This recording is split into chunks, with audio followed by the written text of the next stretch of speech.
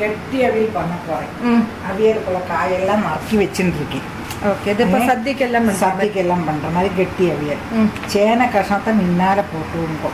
Okay, சேனை இந்த முருங்கை தலைக்கிற வெள்ளம். ஆமாம், முருங்கைக்காய். இது என்னன்னு வச்சா கொஞ்சம் வேவு ஜாஸ்தி இருக்கு. ஓகே, அது வெந்து கையெடுத்த அது ஒன்று வந்த பின்னே இந்த காயெல்லாம் போட்டுட்டா கரெக்டாக இருக்கும். அதில் கொஞ்சம் மஞ்சப்பொடி மாத்திரம் போட்டுருக்கோம், கலர் மாறாட்டி கட்டும். இதில் ஜாஸ்தி வெள்ளம் விடக்கூடாதுல்ல? ஆமாம், இப்போ இந்த வெள்ளமே கரெக்டாக இருக்கும். காட்டுறேன் அது எப்படி வெள்ளம் சொல்லிட்டு. ஓகே, இது இப்போ வேகட்டுமா? வேகட்டும், மூடி வைக்கலாமா? ஆமாம், இது ஒன்று வெந்த பின்ன பாக்கியுள்ள கஷ்ணத்தை போடலாம். உப்பெல்லாம் பின்ன இப்போ இது ஒரு பாதி வேவு வந்தாச்சு இந்த காய். அப்போ அதில் மாங்காய் நறுக்கி வச்சிருக்கு, மாங்காயை போடுறேன். ஓகே, உருளைக்கிழங்கு, பீன்ஸு, கேரட்டு, இது பொடலங்காய்,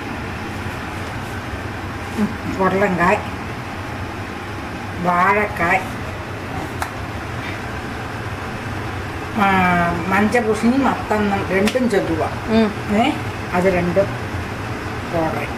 அது எப்படி நீங்கள் சொல்கிறதுன்னு எனக்கு தெரியலை. அதனால இது வெள்ளை பூசணி, வெளவை.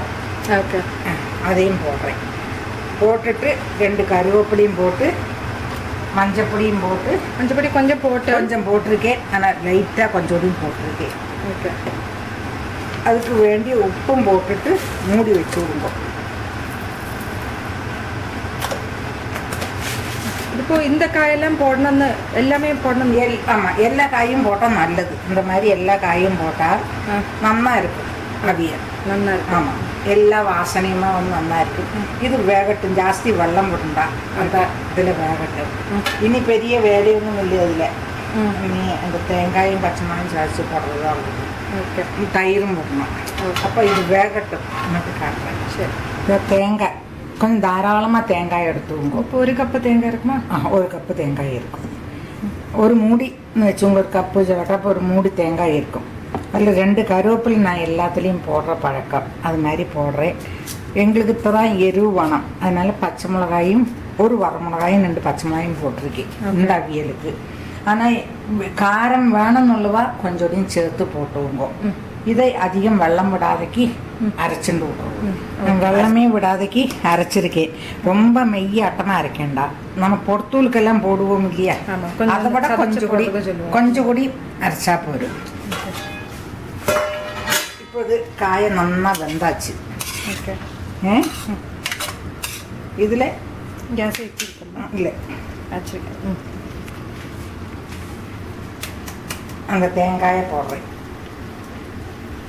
இப்படி தான் இருக்கணும் தேங்காய், அப்போ தான் அந்த வெள்ளம் பாகமாக இருக்கும். ஓகே, சிலவா இதில் ஜீரகம் வச்சு அரைப்பாங்க. ஆமாம், நாங்களும் அரைக்கிறது இல்லை. ஒருத்தரோட சமையல் வர மாதிரி இருக்கும். அதில் கொஞ்சம் தயிர், நல்லா கட்டி தயிராக போட்டுக்கணும்.